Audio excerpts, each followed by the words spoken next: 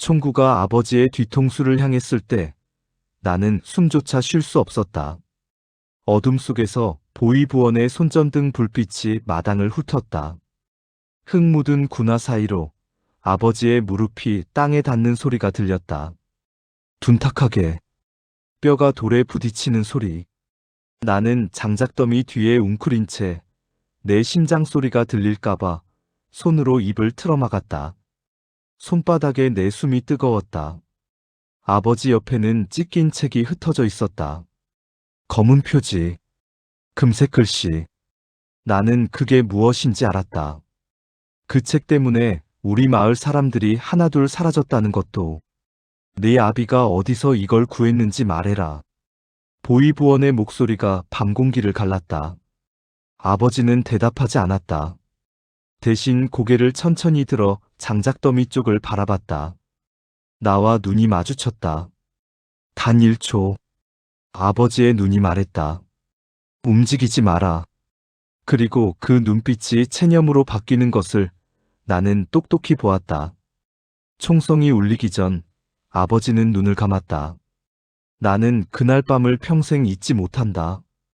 우리 마을은 양강도 깊은 산골에 있었다. 해산에서도 트럭으로 4시간을 더 들어가야 했다. 겨울이면 영하 30도까지 떨어지는 곳. 주민 37가구.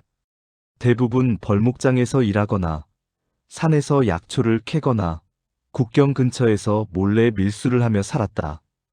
나는 15살이었다. 학교는 면 소재지까지 걸어서 2시간 거리였지만 겨울엔 길이 끊겨서 못 갔다. 대신 아버지가 글을 가르쳤다. 저녁이면 호롱불 아래 앉아 아버지가 읽어주는 이야기를 들었다. 아버지는 책을 많이 가진 사람이었다. 어디서 구하는지 모르겠지만 가끔 보따리에 책을 싸들고 돌아올 때가 있었다. 어머니는 그럴 때마다 불안한 눈으로 아버지를 바라봤다. 조심해야 해요. 요즘 세상이 어떤 세상인데? 어머니의 말에 아버지는 늘 웃기만 했다. 알아, 알아. 하지만 아버지는 조심하지 않았다. 아니, 조심하면서도 멈출 수 없었던 것 같다. 나는 나중에야 그 이유를 알게 됐다. 마을에서 사람이 처음 사라진 건 그해 가을이었다. 김철수 아저씨. 마을에서 제일 말이 없던 사람. 벌목장에서 일하다 손가락 2개를 잃은 뒤로 산에서 약초만 캤다. 혼자 살았고 아무도 그의 집에 가는 걸 본 적이 없었다. 그런데 어느 날 갑자기 집이 비었다. 아침에 연기가 안 나길래 이웃 아주머니가 문을 열어봤더니 이불도 밥그릇도 그대로인데 사람만 없었다. 야반도주했나 보지. 어른들은 그렇게 말했다. 국경이 가까우니까 중국으로 넘어갔을 거라고. 먹고 살기 힘들어서 그랬을 거라고. 나도 그렇게 믿었다. 2번째는 박씨네 가족이었다. 아버지, 어머니, 12살 딸. 3 식구가 한꺼번에 사라졌다. 이번엔 짐도 다 없어졌다. 야반도주가 확실해 보였다. 하지만 이상한 점이 있었다. 박씨 아저씨는 마을에서 제일 형편이 나은 축이었다. 밀수로 돈을 벌어서 쌀도 넉넉하고 겨울에도 고기를 먹을 수 있는 집이었다. 그런 사람이 왜 도망을 갈까? 어머니는 창문 너머로 빈 박씨네 집을 바라보며 중얼거렸다. 뭔가 이상해. 아버지는 대답하지 않았다. 하지만 그날 밤 아버지가 마당에서 뭔가를 태우는 냄새가 났다. 종이 타는 냄새. 나는 이불 속에서 눈을 감은 척하며 그 냄새를 맡았다. 3번째는 우리 옆집 최씨 할머니였다. 70이 넘은 할머니가 어디로 도망을 간단 말인가. 이번엔 아무도 야반도주라고 말하지 않았다. 대신 침묵이 마을을 덮었다. 사람들은 서로 눈을 마주치지 않았다. 길에서 만나도 고개만 숙이고 지나갔다. 나는 궁금했다. 왜 사람들이 사라지는 걸까? 왜 아무도 말하지 않는 걸까? 그 답을 안 건 우연이었다. 아버지가 외출한 어느 날 저녁, 나는 아버지 방 장롱 뒤를 뒤지다가 나무 상자를 발견했다. 작은 상자. 뚜껑을 열자 검은 표지의 책이 나왔다. 금색 글씨로 뭔가 적혀 있었다. 글씨체가 달랐다.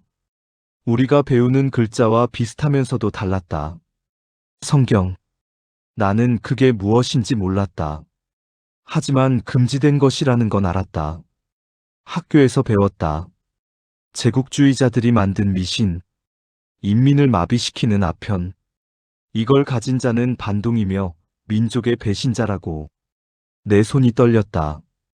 아버지가 왜 책을 태웠는지, 왜 어머니가 불안해했는지, 왜 사람들이 사라지는지. 모든 게 연결됐다. 나는 책을 도로 상자에 넣고 장롱을 닫았다. 아무것도 보지 않은 척했다. 아무것도 모르는 척했다. 하지만 그날 밤부터 잠을 잘 수 없었다. 며칠 뒤 나는 아버지를 미행했다. 저녁을 먹고 아버지가 집을 나설 때 몰래 뒤를 따랐다. 아버지는 마을 뒷산으로 올라갔다. 한참을 걷더니 바위 틈 사이로 사라졌다. 나는 숨을 죽이고 바위 뒤에 숨었다.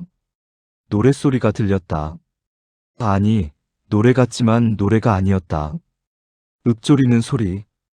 여러 사람의 목소리가 하나로 섞여 있었다.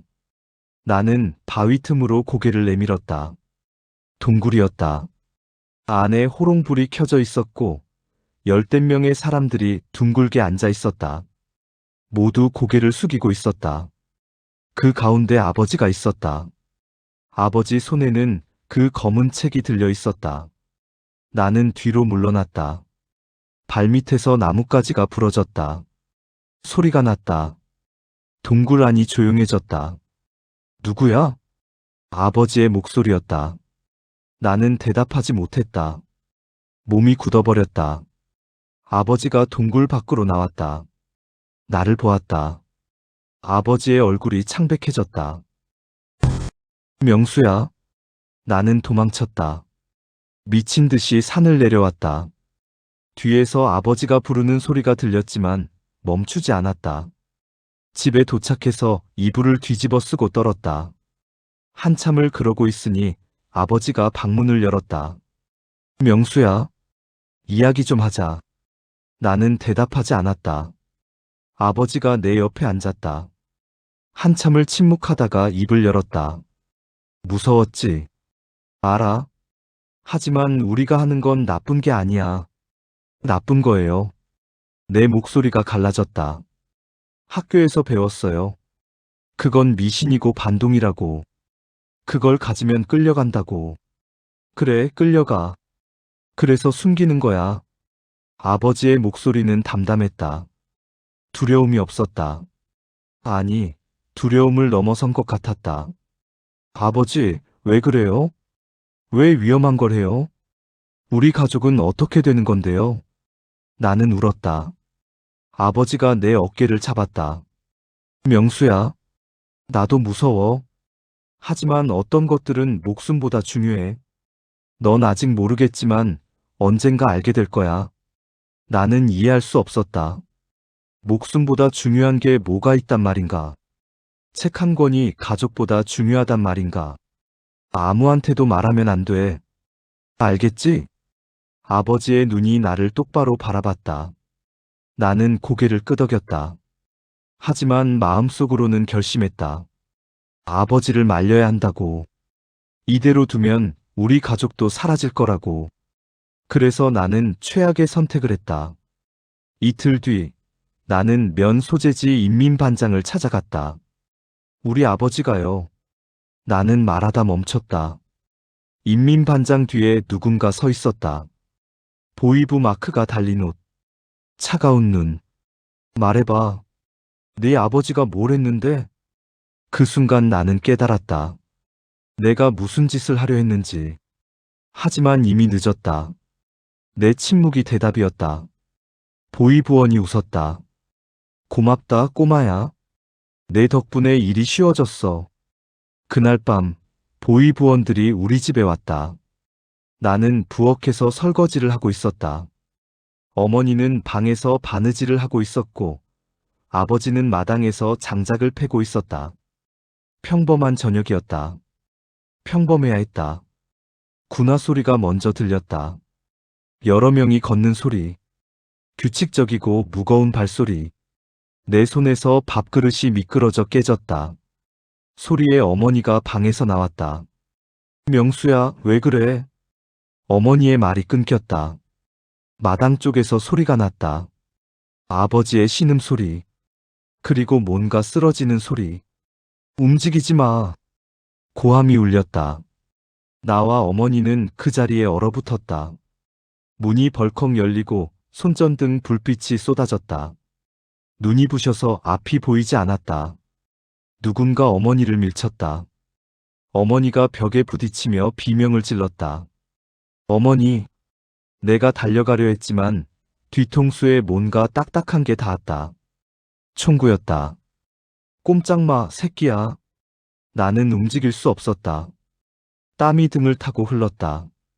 다리가 후들거렸다. 옆에서 어머니가 울고 있었다. 그들은 집을 뒤졌다. 장롱을 열고 바닥을 뜯고 벽을 두드렸다. 1시간쯤 지났을까? 한 보위 부원이 외쳤다. 찾았습니다. 장롱 뒤 나무 상자. 그 안에 검은 책.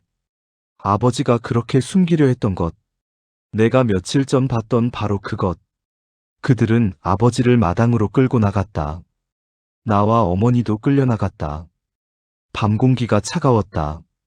숨을 쉴 때마다 하얀 입김이 피어올랐다. 아버지가 무릎을 꿇고 있었다. 얼굴에 피가 흐르고 있었다. 코피인지 상처인지 알 수 없었다. 보위부원 한 명이 아버지 앞에 섰다. 네 아비가 어디서 이걸 구했는지 말해라. 아버지가 대답하지 않았다. 보위부원이 아버지 옆구리를 걷어찼다. 아버지가 옆으로 쓰러졌다. 어머니가 비명을 질렀다. 제발, 제발 그만해요. 나는 말을 할 수 없었다. 목이 막혀 있었다. 내가 이렇게 만들었다. 내가 인민반장을 찾아간 게 이렇게 된 거다. 모든 게 내 잘못이었다. 보위부원이 권총을 꺼냈다. 아버지의 뒤통수에 총구를 갖다 댔다. 마지막 기회다. 같이 모이던 놈들 이름을 대라. 아버지가 천천히 고개를 들었다. 그리고 장작더미 쪽을 바라봤다. 나는 그 틈에 몸을 숨기고 있었다. 아버지와 눈이 마주쳤다. 아버지의 눈빛을 나는 평생 잊지 못한다. 두려움도 있었다. 하지만 그보다 더 큰 무언가가 있었다. 나중에 생각해보니 그건 사랑이었던 것 같다. 나를 향한. 그리고 용서. 아버지가 눈을 감았다. 총성이 울렸다. 어머니의 비명이 밤하늘을 찢었다. 나는 소리를 지르지 못했다. 입을 틀어막고 있었으니까. 손바닥에 내 침이 흘렀다. 눈물인지 콧물인지 모를 것들이 얼굴을 적셨다. 아버지의 몸이 앞으로 쓰러졌다. 천천히. 마치 느린 화면처럼. 땅에 닿을 때 둔탁한 소리가 났다. 그리고 아무 소리도 나지 않았다. 보위부원이 어머니를 잡아 끌었다.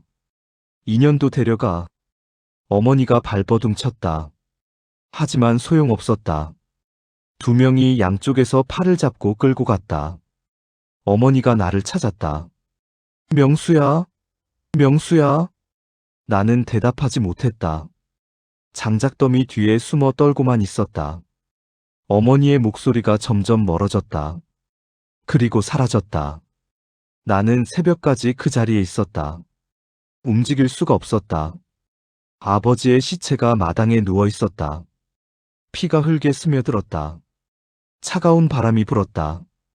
아버지의 옷자락이 펄럭였다. 날이 밝을 무렵 나는 마을을 빠져나왔다. 어디로 가야 할지 몰랐다. 그냥 걸었다. 산으로, 계곡으로, 길 없는 곳으로. 며칠을 걸었다. 먹지도 마시지도 않았다. 몸이 움직이는 게 신기했다. 정신이 몸과 분리된 느낌이었다. 사흘째 되던 날, 나는 국경 근처에서 한 남자를 만났다. 야, 꼬마. 넌 뭐야? 40쯤 되어 보이는 남자였다. 낡은 군복 비슷한 옷을 입고 있었다. 눈이 날카로웠다. 밀수꾼이라는 걸 직감적으로 알았다. 도망쳐요. 내 목소리가 갈라졌다. 며칠 만에 처음 내는 소리였다. 뭐해서? 보이부요. 남자의 눈빛이 변했다. 경계에서 호기심으로, 그리고 계산으로. 무슨 일인데? 나는 말했다. 아버지 이야기를, 그 책 이야기를, 총소리 이야기를 말하면서 울었다. 멈출 수가 없었다. 남자가 한참을 듣더니 담배를 꺼내 물었다. 재수없게 걸렸구나. 담배 연기가 피어올랐다. 남자가 나를 위아래로 훑어봤다. 중국 갈 생각 있어? 예. 국경 넘으면 일단 살 수 있어. 여기 있으면 너도 잡혀. 나는 아무 생각이 나지 않았다. 살 수 있다. 그 말만 머릿속에 맴돌았다. 돈은 없어요. 알아. 나중에 갚으면 돼. 몸으로 일하면 되지 뭐. 남자가 웃었다. 그 웃음이 무슨 의미인지 나는 몰랐다. 알았어도 상관없었을 것이다. 나는 살고 싶었다. 아무 생각 없이 살고 싶었다. 넘겨줘요. 내가 말했다. 남자가 고개를 끄덕였다. 오늘 밤에 움직여. 그 전에 이거 먹어. 남자가 주먹밥을 건넸다. 나는 허겁지겁 먹었다. 목에 걸렸다. 물도 없이 억지로 삼켰다. 그날 밤 나는 두만강을 건넜다. 11월이었다. 강물이 반쯤 얼어 있었다. 얼음 위를 걸었다. 중간중간 얼음이 얇은 곳이 있었다. 발밑에서 얼음 깨지는 소리가 났다. 물이 차올랐다. 무릎까지, 허벅지까지. 찬 게 아니었다. 칼로 베는 것 같았다. 살이 타는 것 같았다. 빨리 움직여. 남자가 뒤에서 소리쳤다. 나는 이를 악물고 걸었다. 한 발, 한 발, 한 발. 중국 땅을 밟았을 때 나는 의식을 잃었다. 눈을 떴을 때 천장이 보였다. 낯선 천장, 시멘트 벽, 곰팡이 냄새. 어디인지 알 수 없었다. 깨어났네. 옆에서 여자 목소리가 들렸다. 고개를 돌리니 중년 여자가 앉아 있었다. 조선족인 것 같았다. 말투가 이상했지만 알아들을 수 있었다. 여기가 어디예요? 연길 근처야. 네가 강에서 쓰러졌을 때 데려왔어. 내 몸이 뻣뻣했다. 움직이려니 온몸이 아팠다. 발을 보니 시퍼렇게 멍들어 있었다. 동상이었다. 한동안 못 걸어. 여기서 쉬어야 해. 여자가 무표정하게 말했다. 친절해서가 아니었다. 나중에 알았지만 그 남자가 나를 이 여자에게 넘긴 거였다. 빚이 생긴 거다. 나는 이래서 갚아야 했다. 그렇게 내 중국에서의 삶이 시작됐다. 처음엔 농장에서 일했다. 아침부터 밤까지 옥수수밭에서 일했다. 말이 농장이지 거의 노예였다. 돈은 못 받았다. 숙식만 제공됐다. 달아나려 해도 갈 곳이 없었다. 신분증이 없으니까. 잡히면 북송이었다. 북송되면 죽음이었다. 1년쯤 지났을 때 나는 다른 곳으로 팔려갔다. 벽돌 공장이었다. 더 힘들었다. 먼지가 폐를 막았다. 손가락이 갈라졌다. 피가 마를 날이 없었다. 같이 일하는 사람들이 있었다. 대부분 나처럼 넘어온 사람들이었다. 우리는 서로 이름을 묻지 않았다. 알면 안 되니까. 그냥 숫자로 불렸다. 나는 7번이었다. 그때 한 남자를 만났다. 40 정도 되어 보였다. 손가락이 2개 없었다. 김철수 아저씨였다. 처음엔 못 알아봤다. 얼굴이 너무 변해 있어서. 하지만 손가락을 보고 알았다. 우리 마을에서 제일 먼저 사라졌던 사람. 아저씨, 살아계셨어요? 내가 말을 걸었을 때 아저씨는 나를 한참 바라보다가 고개를 저었다. 날 아는 척 하지 마라. 그리고 돌아섰다. 나는 더 이상 말하지 않았다. 하지만 며칠 뒤 아저씨가 먼저 말을 걸었다. 너 혹시 장명수 아들이냐? 나는 고개를 끄덕였다. 내 아버지. 어떻게 됐냐? 나는 말할 수 없었다. 입을 열면 울 것 같았다. 아저씨가 내 얼굴을 보더니 한숨을 쉬었다. 그랬구나. 그날 밤 아저씨가 내 옆에 앉았다. 아무 말 없이 한참을 있다가 입을 열었다. 네 아버지는 좋은 사람이었어. 그 모임, 나도 거기 있었어. 네 아버지가 처음 그 책을 보여줬을 때 난 무서웠어. 하지만 읽다 보니까 뭔가 달라지더라. 설명하기 어렵지만 나는 듣기만 했다. 난 먼저 도망쳤어. 낌새가 이상해서. 그때 다른 사람들한테도 말했어야 했는데 내 아버지한테도. 비겁하게 혼자만 도망쳤어. 아저씨의 목소리가 떨렸다. 미안하다. 나는 대답하지 않았다. 뭐라고 해야 할지 몰랐다. 미워해야 하나? 용서해야 하나? 아무 감정도 느껴지지 않았다. 그냥 무덤덤했다. 어머니는요? 내가 물었다. 어머니는 어떻게 됐는지 알아요? 아저씨가 고개를 저었다. 정치범 수용소로 갔다는 소문만 들었어. 요덕인지 개천인지. 정확히는 몰라. 수용소. 그 단어가 머릿속에 박혔다. 어머니가 거기 있다. 아직 살아있을까? 아니면 이미. 나는 생각하지 않기로 했다. 생각하면 미칠 것 같았다. 그로부터 2년이 더 지났다. 나는 20살이 됐다. 벽돌 공장에서 다른 곳으로 또 옮겨졌다. 건설 현장, 식당, 주방, 농장. 떠돌았다. 항상 숨어 다녔다. 공안에 잡히면 끝이니까. 22이 됐을 때 브로커를 통해 한국행을 시도했다. 몽골을 거쳐가는 루트였다. 고비 사막을 건넜다. 열흘을 걸었다. 같이 간 사람 중 2명이 사막에서 죽었다. 탈수와 저체온. 나는 살아남았다.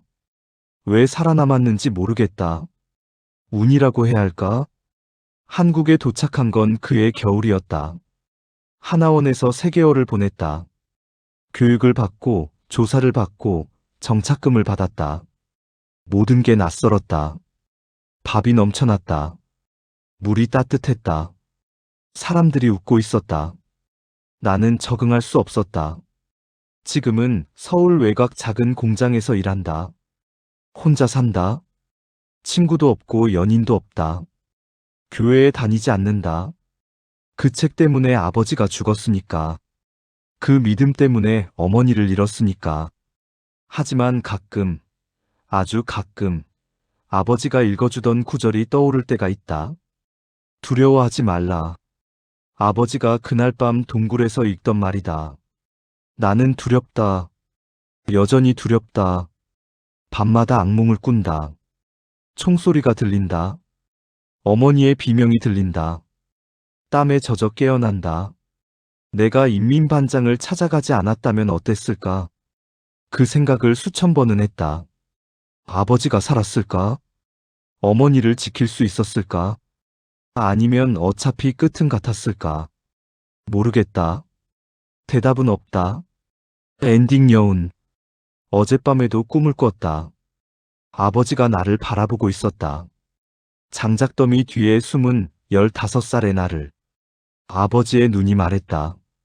괜찮다. 내 잘못이 아니야. 하지만 나는 안다. 내 잘못이라는 걸. 아버지를 죽인 건 보이부가 아니라 나였다. 그리고 지금도 난 그날의 총소리를 잊지 못한다.